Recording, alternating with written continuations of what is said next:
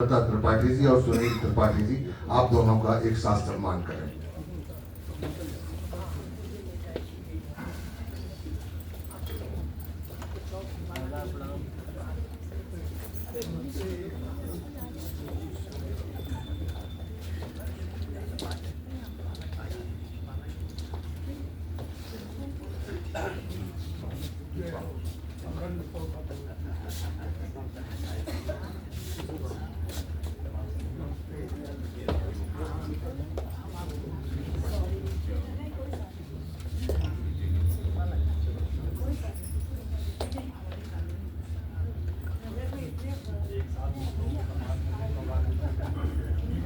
एक बार जोरदार तालियां आप लोग बना दें,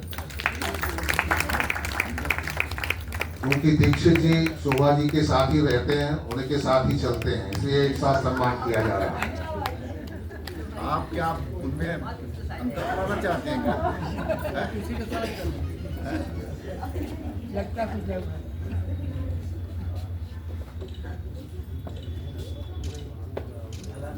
धन्यवाद। और मित्रों, अब समय है एक ऐसे उद्बोधन का जिसका हमको सबको इंतजार रहता है। मैं आदरणीय आचार्य सूर्य प्रसाद दीक्षित जी का आशीर्वाद लेने के लिए उनको सादर आहूत करता हूँ, आए और अपना आशीर्वचन प्रदान करें। आदरणीय दीक्षित।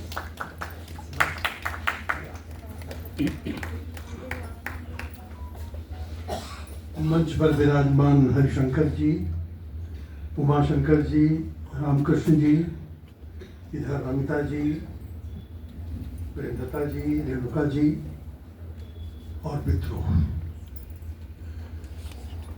राम कथा के जो गौण पात्र हैं उनको लेकर बहुत सारी समस्याएं हैं। दरअसल श्री राम का इतना विराट व्यक्तित्व है कि उनके आगे और किसी का व्यक्तित्व भक्तों ने, कवियों ने साहस तक नहीं किया और कोशिश की तो उनका जीवन वृत्त कहीं मिला नहीं। हमारे इसी नगर के महाकवि शिव सिंह सरोज जी लक्ष्मण महाकाव्य लिख रहे थे, बड़ा विचार विमर्श हुआ। मैंने कहा इसमें लक्ष्मण तो नहीं दिखते नहीं है, केवल राम जी। मेरे गुरुवर डॉक्टर चंद्रप्रकाश सिंह जी रामदूत और संकट मोचन का भी लिख रहे थे हनुमान जी को लेकर, उसमें हनुमान तो कहीं दिखे ही नहीं, सर्वत्र राम ही राम है। जितने राम भक्त हैं वो छाया की तरह से विद्यमान है, और जैसे किसी बड़े बरगद पेड़ के नीचे दूसरा पौधा नहीं उग पाता, वैसे दूसरा कोई चरित्र निकल नहीं। उर्मिला को लेकर रविन्द्रनाथ ठाकुर ने चिंता प्रकट की, काव्य रूपेक्षता नारी।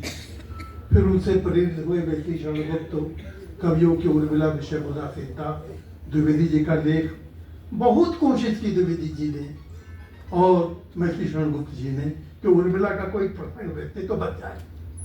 पहले उन्होंने उर्मिला उत्ताप नामक काव्य लिखना शुरू किया, लेकिन देखा कि वो सारा चैत्र राम में ही खोया जा रहा। कोई स्वतंत्र घटना उसके जीवन से जुड़ी हुई मिली ही नहीं। अरे कल्पना करें कि सीता के साथ बचपन में खेलती होंगी, बागों में, बगिया में साथ साथ भ्रमण करती होंगी, राजमहल में सुखमय आनंद जीवन यापन करती होंगी। घटना कौन सी है? विवाहोपरांत तो आई, लक्ष्मण राम के साथ साथ चल दिए। अब उसकी एकमात्र नियत है प्रतीक्षा करना, तो 4 सर्गों में लगातार विरह का वर्णन करते रहे। ये भी साथ स्वाभाविक है, कोई घटना तो नहीं है। विरहिणी तो विरह उपेक्षा प्रतीक्षा करती ही करती। बड़ी हिम्मत करके एक घटना उन्होंने सोची कि जब लक्ष्मण मूर्छित पड़े हैं और ये सूचना उसको मिलती है, तो कहती है कि चलो रण प्रयाण करते हैं, लंका पर आक्रमण करेंगे। लेकिन बाद में मैथिली जी की रूह कांप गई कि अगर कल्पना करेंगे क्या अयोध्या की सेना गई थी तब राम जी ने रावण पर विजय प्राप्त की थी, इसको लोग मन स्वीकार नहीं करेगा। और तभी उनको कल्पना करनी पड़ती है कि अकस्मात वशिष्ठ मुनि आते हैं, कहते ठहरो ठहरो, लंका बीज तक प्राय तभी तुम धीरज धारो, और ये एक दृश्य उनको दिखा देते हैं कि लंका पर विजय प्राप्त होगी। अरे हिम्मत नहीं कर पा रहे, कोई नहीं कल्पना करती। दरअसल मिथकीय काव्यों को लेकर बड़ी समस्या यह रहती है कि उसमें हम क्या कोई अपना मौलिक परिवर्तन कर सकते हैं? क्या कभी ईश्वर न करे ताजमहल की मरम्मत करनी पड़ जाए तो उसको आधुनिक स्ट्रक्चर के आधार पर बना सकते हैं? उसी रूप में उसके पूर्व प्राकृत आदिम रूप को हमें सुरक्षित रखना होगा। उसी तरह से राम कथा हो या कोई भी मिथ की कथा हो, उसका आधुनिकीकरण नहीं किया जा सकता। इतिहास और पुरातत्व के साथ अनिवार्य हूबहू उसी देश काल में जाकर भाषा शब्दों को चयन भी वहीं से करना होता है, वरना काल दोष बना जाता है। बहुत अच्छी। तो प्रश्न ये है कि कवि को कल्पना का अधिकार कहां तक प्राप्त है और उसकी ऐतिहासिकता, उसकी प्रामाणिकता, उसका निर्वाह कहां तक उसको बाध्य करता है। इन दोनों के बीच रचनाकार को सचमुच बहुत तरह के आघात प्रत्याघात झेलने पड़ते हैं। इस शांता काव्य को मैंने तब देखा था जब प्रकाशन की प्रक्रिया में था, प्रेस काव्य के रूप में। अभी उस पर सम्मति भी लिखी थी। उसके पूर्व डॉक्टर जगदीश गुप्त की पुस्तक देख रही है। प्रताप नारायण मिश्र ने तो बैठे ठाले ही लिख दिया, वो ज्यादा महत्वपूर्ण नहीं है। एक और है कविवर उद्भ्रांत जी, कुछ प्रगतिशील विचारधारा के व्यक्ति हैं, पहले दिल्ली दूरदर्शन में थे, वही रहते हैं। उन्होंने भी एक काव्य लिखा और शांता को लेकर कई तरह के सवाल पैदा किए। पहला सवाल तो ये है कि बेटी बचाओ बेटी बढ़ाओ वाला जो आंदोलन चल रहा है कि कन्या पराया धन है, भ्रूण हत्या कर देनी चाहिए, यह आरोप लगाया गया कि दशरथ ने जानबूझकर अपने घर का बवाल ये फेंक दिया है, दूसरे को दे दिया है और यह नारी का बहुत बड़ा अपमान है। दरअसल जिस बीच ये कामता कथा शुरू हुई, उसी बीच स्त्रीवादी आंदोलन, स्त्री चेतना का आंदोलन मुखर हुआ, दलित विमर्श हुआ। तो लोगों ने उससे बचने के लिए, उनका समर्थन प्राप्त करने के लिए, वाहवाही प्राप्त करने के लिए अपने इन चरित्रों में कई प्रकार की टेम्परिंग की है। मुझे जगदीश गुप्त में भी यही प्रवृत्ति दिखाई देती है कि उसको ये सोचकर कि कन्या की उपेक्षिता हुई है, इसका कोई वृत्तांत प्रामाणिक तथ्य नहीं प्राप्त हुआ है, हाँ कल्पना का अधिकार आपके पास है, उसको कर सकते हैं। ऐसे ही संभोग वध में भी दलित चेतना को खुश करने के लिए उसकी निर्दोषता और कुल मिलाकर दलितों पर किए जाने वाले अत्याचार, इसकी पुष्टि करना भी बहुत सही नहीं लगा। गुप्त जी की थोड़ी आदत रही है मौलिकता की खोज में। अब जैसे गोपा और गौतम में वे यशोधरा के चरित्र पर लांछन लगा देते हैं कि उसके चरित्र से आशंकित होकर गौतम निष्क्रमण कर गए थे। ये बातें गले के नीचे नहीं उतरेगी, लेकिन जैसा मैंने कहा कि निरंकुशा कर उनको कल्पना करने का अधिकार है। सवाल ये है कि क्या पुरातत्व और इतिहास में भी कल्पना करने का अधिकार? एक विचार नहीं बिंदु है। रामकथा के जितने प्रसंग हैं आप देखें, बड़ा विचित्र सा लगता है। भगवान श्री राम के केवल 35-36 वर्षों पर ही काव्य कृतियां लिखी गई। राज्य उन्होंने 11,000 वर्ष किया। बचपन से लेकर के और राम राज्य स्थापित हो गया। बहुत बाद में सीता निर्वासन पर लिखना शुरू हुआ, अन्यथा कोई लिखने का साहस नहीं कर पा रहा था। गोस्वामी जी को तक साहस नहीं हुआ। कुछ मुख्य मुख्य प्रसंग हैं, उन्हीं को लोगों ने चुन लिया और उनके अतिरिक्त अन्य जो पात्र हैं, दशरथ पर ढूंढने से 1-2 काव्य मिल जाएंगे। कौशल्या पर, कैकेयी पर, सुमित्रा पर, बस आपको 1 या 2 केवल सीता जी पर लगभग 2-3 दर्जन काव्य मिलते हैं या भरत पर मिलते हैं। बाकी जितने गौण पात्र हैं, ये गौण तो नहीं, लेकिन चूंकि रामकथा में इनकी मुख्य भूमिका नहीं, मुख्य भूमिका में राम है, सीता है, लक्ष्मण है, हनुमान है इत्यादि। बाकी उनके वनवास काल के और दूसरे लोग हैं, ये लोग यही पर है, तो इनका प्रसंगवश उल्लेख कर दिया गया है। गोस्वामी जी वहां पात्रों की गणना नहीं कराना चाहते, रामकथा में व्यवधान नहीं डालना चाहते, वे मर्दशुमारी नहीं कर रहे हैं। वे उन लोगों को उपस्थित कर रहे हैं जिनकी सचमुच कोई एक्टिव पार्टिसिपेशन, सक्रिय भूमिका उसमें दिखाई देती है, तो वो तो अनिवार्य है। बाकी अगर किसी का उल्लेख नहीं हो पा रहा है तो यह अन्याय माना जाए, ये बात गले के नीचे नहीं उतरती। अगर यही दृष्टि होती तो उस समय और न जाने कितने व्यक्ति हैं। भारत जी अपने निहाल में रह रहे हैं, उनके नाना का वर्णन होना चाहिए, उनके मामा का वर्णन होना चाहिए, नानी और मामी का वर्णन होना चाहिए। बाद में ही आप देखिए दो दो पुत्र लक्ष्मण के हुए हैं, भरत के हुए हैं, शत्रुघ्न के हुए हैं, उनका और उनकी पत्नियों का वर्णन होना चाहिए। कहाँ तक किस किस का वर्णन आता है और क्यों करेंगे?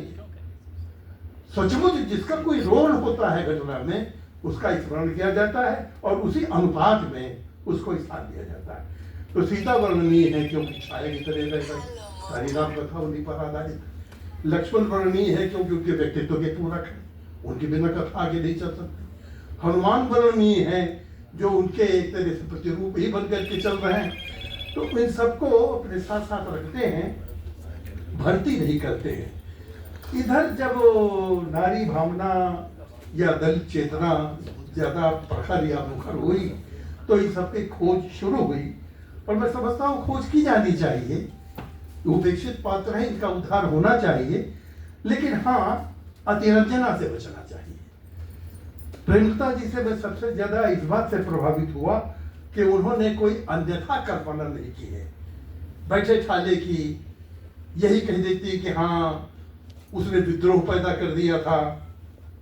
गुप्त जी ने इसकी कोशिश की है, उन्होंने कहना चाहा था, कुछ कुछ कहा भी कि उसकी जो उपेक्षा हुई तो बराबर वो रूठी रही, कभी वो राम से मिलने नहीं गई है। और राम भी शायद नाराज थे। वनवास की ओर जाते हुए श्रृंगपुर का स्पर्श उन्होंने किया था, लेकिन इससे मिलने को उपक्रम नहीं किया। कहीं वर्णन नहीं आता है कि श्रृंगेरी से या शांता से भेंट हुई हो। तो कुछ लगता तो है कि परस्पर कहीं मनोमालिन्य है, कुछ दोष है, लेकिन इन बातों के ऊपर जितना आप आवरण डाले रहेंगे उतना ही अच्छा रहेगा। आज की जो दुर्भावनाएं या पारिवारिक विघटन की स्थितियां हैं या इन पात्रों को घटनाओं में न डाली जाए वही बहुत अच्छा है। और खासतौर से राम कथा को जिनको मर्यादा पुरुषोत्तम मानते हैं तो वो आदर्श बना रहे, ये बहुत आवश्यक है। प्रेमलता जी ने जो घटनाएं दी हैं उसमें कोई ऐसी मैंने कहा कि साहसपूर्ण घटना या कल्पना नहीं है। उसका बाल्यकाल बहुत अच्छी तरह से बीतता है। रोमपाद उसे दत्तक पुत्री के रूप में, पोषिता पुत्री के रूप में ले जाते हैं। प्रश्न ये उठता है कि दशरथ जी ने उसे दान रूप में क्यों दे दिया? वे तो खुद निसंतान थे, बहुत मुश्किल थे चौथे बन पाए वो सुतचारी।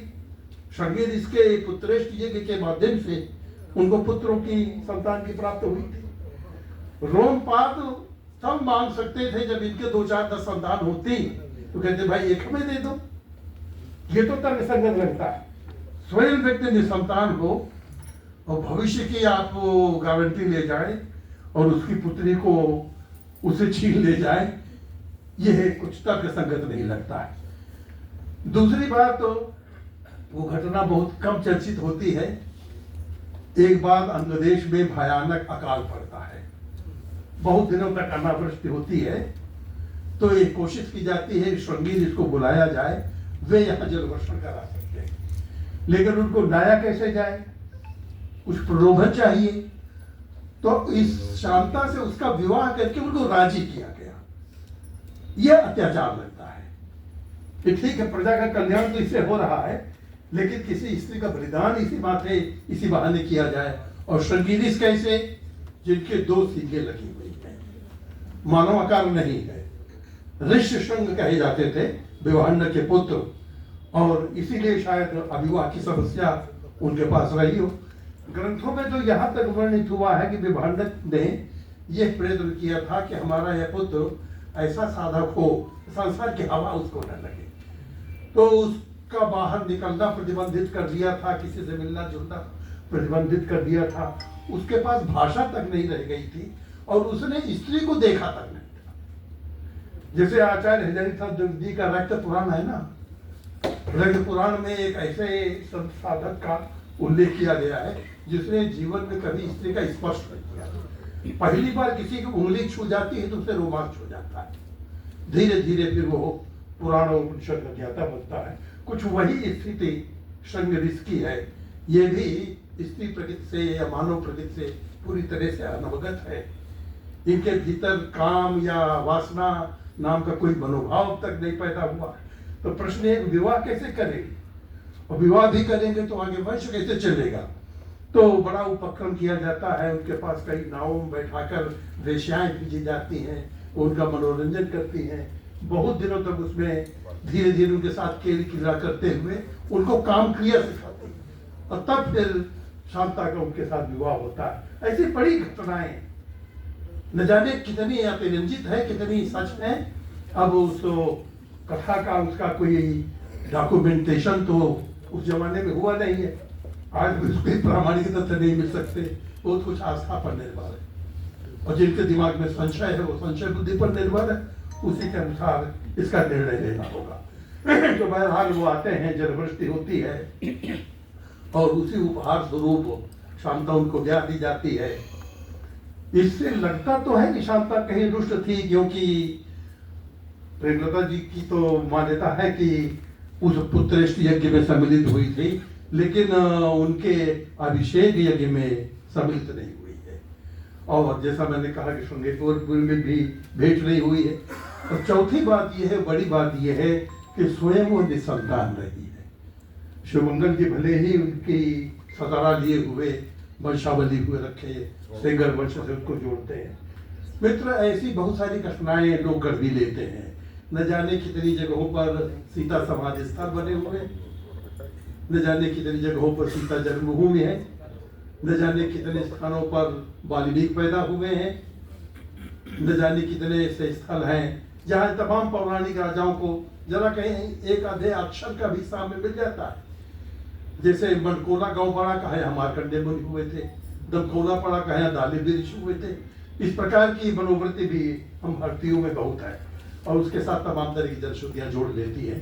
आवश्यकता हिस्टोरिकल डॉक्यूमेंट्स की, यानी प्रामाणिक अभिलेख उनको खोजने की है। तो ये प्रयत्न भी होता रहना चाहिए। ये उपेक्षित पात्र है, इनके ऊपर कविता में थोड़ी छूट है। अगर उपन्यास शैली में लिखे, नाटक शैली में लिखे तो उसको ज्यादा प्रामाणिक और तथ्यात्मक होना चाहिए, पर इनका उद्धार भी होना बहुत जरूरी है।